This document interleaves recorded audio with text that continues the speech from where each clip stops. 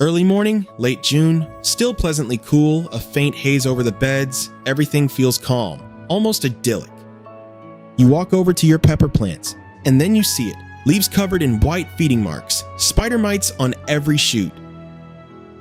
Your cucumber, still strong and upright yesterday, hanging limp on the ground.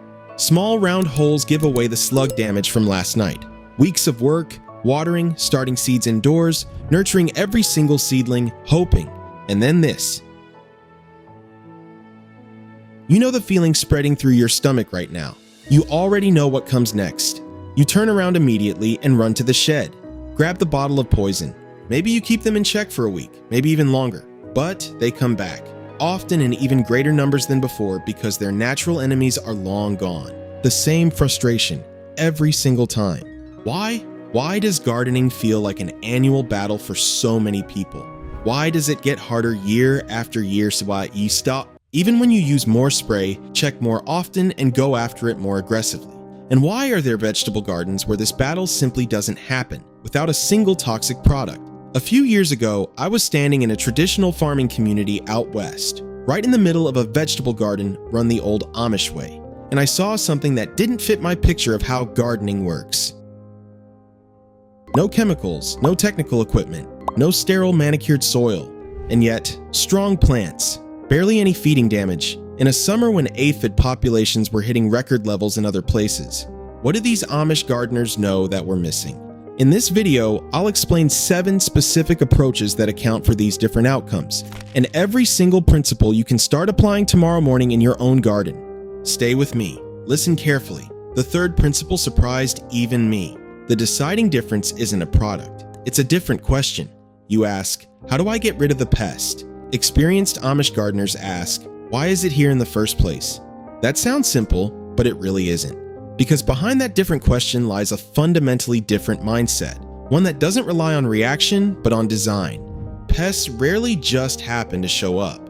They respond to plant stress, nutrient imbalance, and one-sided growing practices.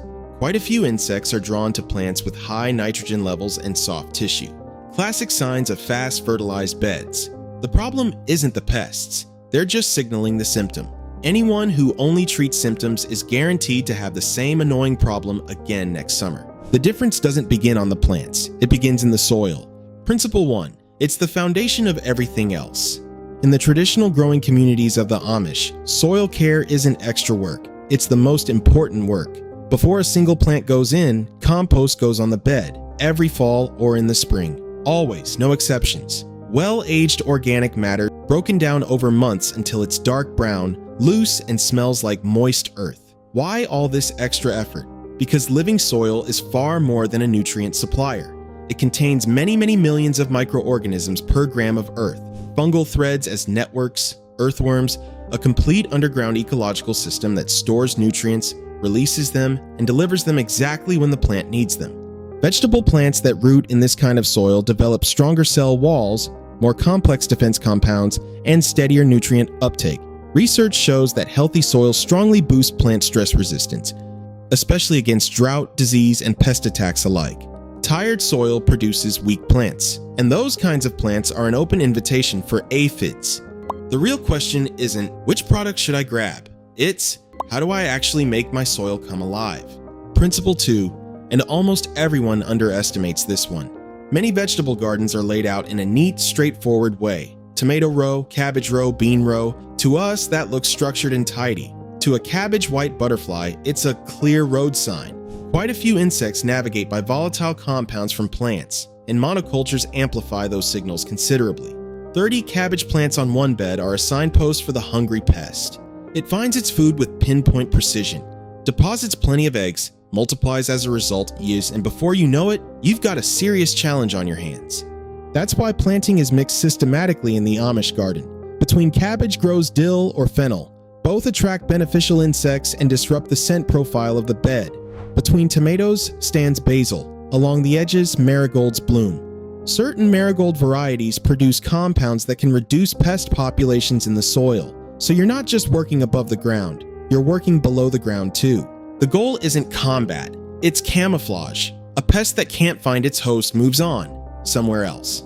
Now we come to principle 3, the one that genuinely surprised me. You already have allied helpers in your beds. You're probably wiping them out every year without even realizing it. A single ladybug eats up to 150 aphids per day, daily. A lacewing larva, barely visible, virtually unknown, consumes hundreds of aphids over the course of its entire development. Then there are parasitic wasps. They lay their eggs directly inside pests. The larvae take care of everything. No chemicals, no intervention on your part. Silent, automatic, every single day. That sounds unbelievable, but it's true. And that's exactly what happens in a healthy vegetable garden when you set it up that way. Your problem, a single insecticide treatment destroys this entire process, throws everything into disarray. Not only do the pests die, so do all their enemies from nature. And then you're suddenly standing alone without the natural predators as the sole defender of a garden that could actually defend itself. Principle 4, your investment, roughly 10 minutes a day. And that investment prevents weeks of frustration. The morning walk. Why first thing in the morning? Insects are sluggish when it's cool, because you find pest eggs before they turn into feeders, because you eliminate small feeding populations before they multiply to an extreme degree. Most serious infestations don't come from outside invasions. They come from unnoticed reproduction happening right inside the bed. 10 minutes of quiet observation, targeted removal, unhurried attention. That's not a gardening hobby, that's math. Principle 5 initially seems paradoxical. You deliberately cultivate something with the express intention of having it get attacked and eaten. Strategic diversionary tactics through lure plants. Trap cropping, the deliberately sacrificed plant. Nasturtiums exert a significantly stronger pull on aphids than any other plant in your vegetable bed.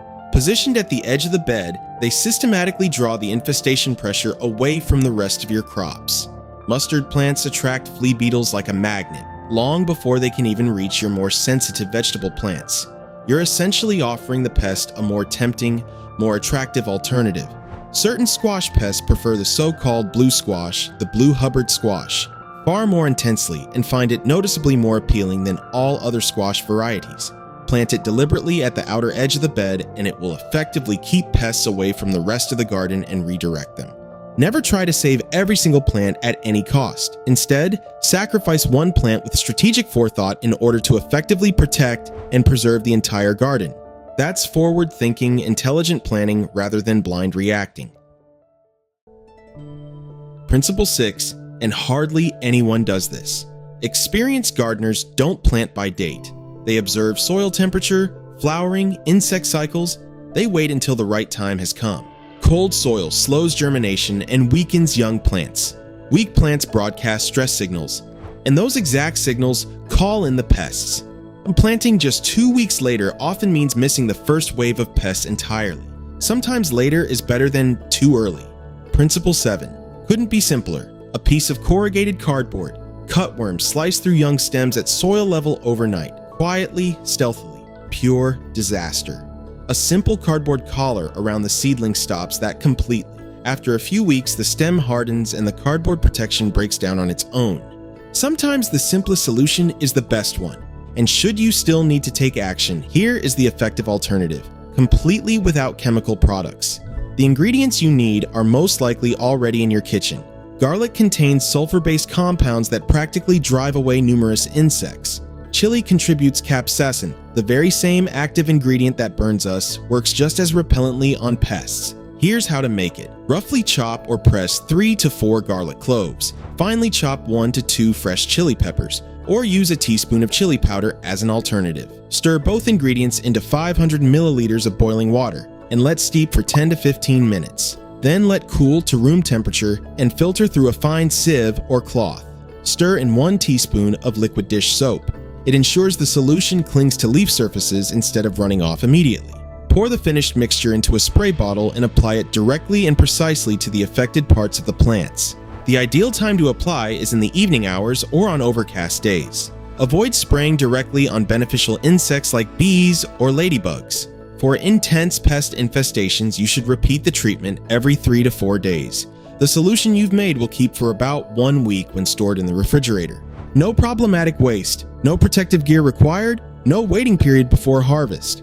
So why hasn't this approach caught on everywhere by now? Because this method demands something that no purchased product can replace: attentive observation, sustained patience, steady consistency. It doesn't deliver an immediate dramatic effect, but it creates something considerably more valuable. A garden that stabilizes itself independently over the long term. A garden that becomes increasingly less dependent on your constant intervention. A garden that reliably works even when you're temporarily away or can't check on it every single day. And perhaps this is precisely the explanation for why we reach for the chemical spray bottle again, season after season. Even though the actual results barely improve and the problems keep coming back year after year.